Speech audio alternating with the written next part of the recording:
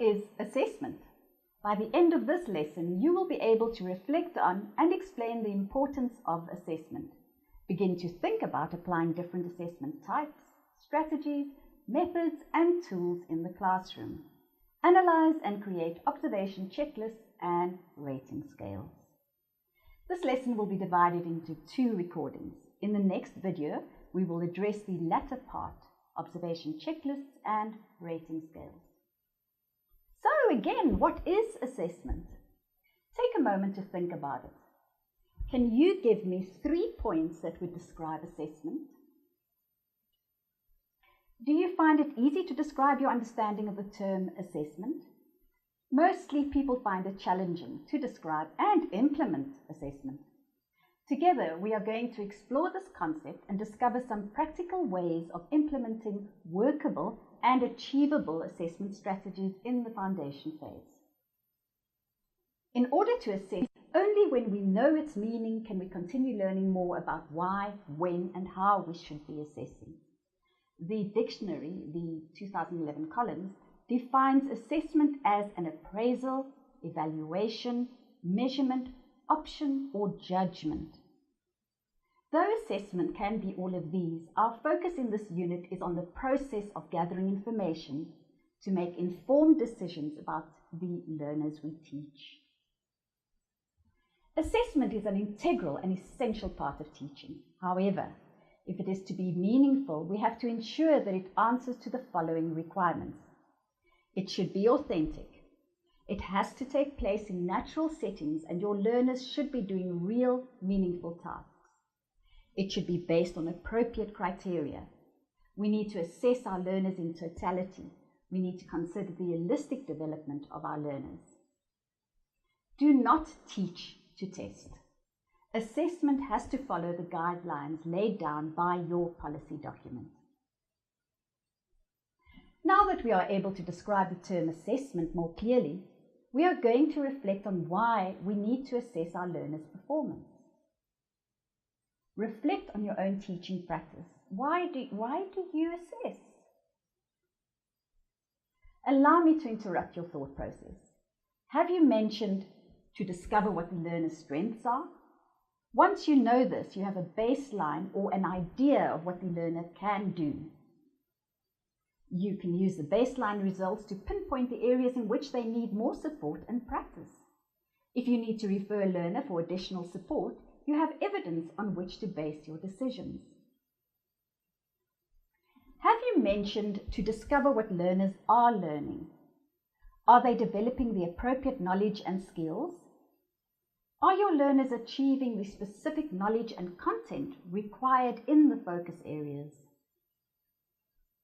Have you mentioned if you interpret the results of the assessment accurately, you will be able to provide meaningful feedback to your learners and to their parents or guardians?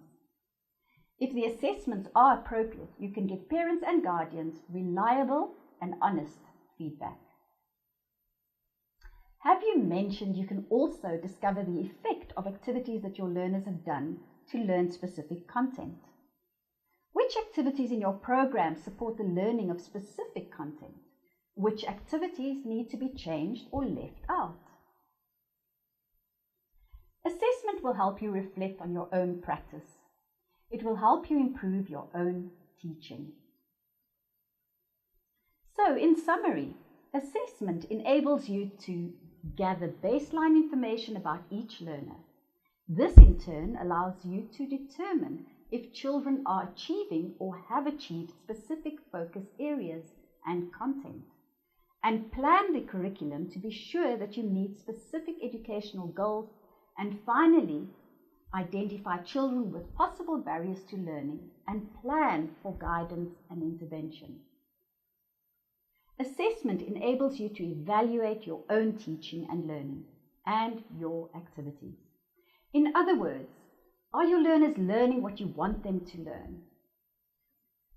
Finally, assessment enables you to gather enough information to write a report at the end of each term or to hold a meaningful discussion with parents or guardians about their children's progress. Timing is very important in deciding which type of assessment needs to be done. Let's learn more about the role of timing in assessment. When do we assess? Assessment timing and purpose goes hand in hand. The 4 assessment types are linked to why we want to assess, or their purpose, and to when the assessment takes place. Let's address the different types of assessment. The first one is baseline assessment. The why and when hereof is to find out where learners are now. The next one is formative assessment. This type is to track your learners' progress throughout the lesson, term, cycle, or year.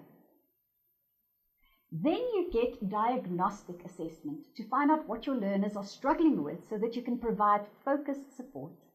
Finally, summative assessment, which is used to give an overall picture of your learners' performance at the end of the lesson, cycle, term, or year.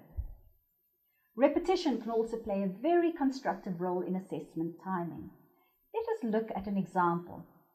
We need to assess different types of behavior more than once. If we want our assessments to be meaningful and useful, they must be credible.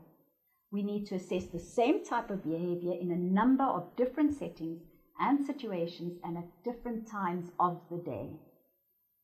For example, before we can say that a learner has poor fine motor control and coordination, we need to make sure that the learner cannot do many different things like hold the crayon properly, has difficulty in lacing and threading, will not do rubbings, dislikes working with the smaller construction toys, avoids all ball games, etc.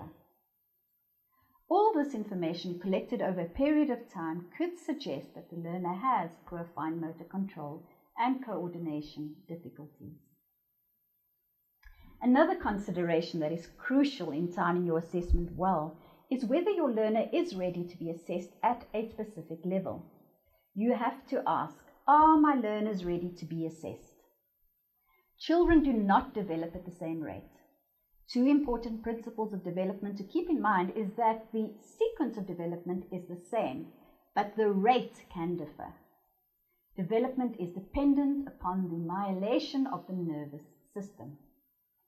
Myelination makes it possible for nerve cells to transmit information faster and allows more complex brain processes to take place. Therefore, the process is vitally important for healthy central nervous system functioning. This means that learners can only do those things for which their body and mind are ready. Some learners take a little longer than others do to master certain tasks. These learners need many learning experiences. If they are surrounded by a supportive teaching and learning environment, they will soon begin to master the different skills and to understand the different concepts. So remember this very important point. Teach before testing. First teach and then assess. Now that we have thought about why and when we need to assess our learners, let us take a closer look at how we could assess our learners. So how do we assess? This becomes the critical question. How do we ensure that we are gathering appropriate data that will give us meaningful information about each learner's progress and at the same time allow us to meet the demands of the curriculum? Stop and think for a moment. In order to assess learners in the foundation phase successfully, we have to find a meaningful assessment strategy. How are we going to do this? We need to bring our assessments in line with our curriculum policy requirements as an overall assessment strategy. We will then be able to ensure that our assessment practices remain true to our curriculum policy aims and allow us to make accurate interpretations about each learner's progress. Gathering data. So how do we gather data? We first need to know what we want to assess or look at the focus area and content, and whom we want to assess. We then need to put a collection plan in place. Which assessment methods and instruments will we be using in this collection plan? When will we be doing the assessment? How will we record our data? Where will we store our data? Do our data collection forms allow us to measure a learner's progress easily? Sometimes it is useful to plot information in a way that allows us to see at a glance how a learner is developing over time and in a specific area. In order to carry out our data collection plan, we need to choose an assessment method and an instrument that will help us gather the information we need in the best possible way. For example, we could use observations, portfolios, projects, and standardized tests as methods to measure our learners' performance. We could then use specific checklists, rating scales, worksheets, assessment grids, and rubrics as precise tools or instruments to measure our learners' performance in a specific assessment. Another important note to remember is that assessment is more than testing. In the next lesson video, we will find out more.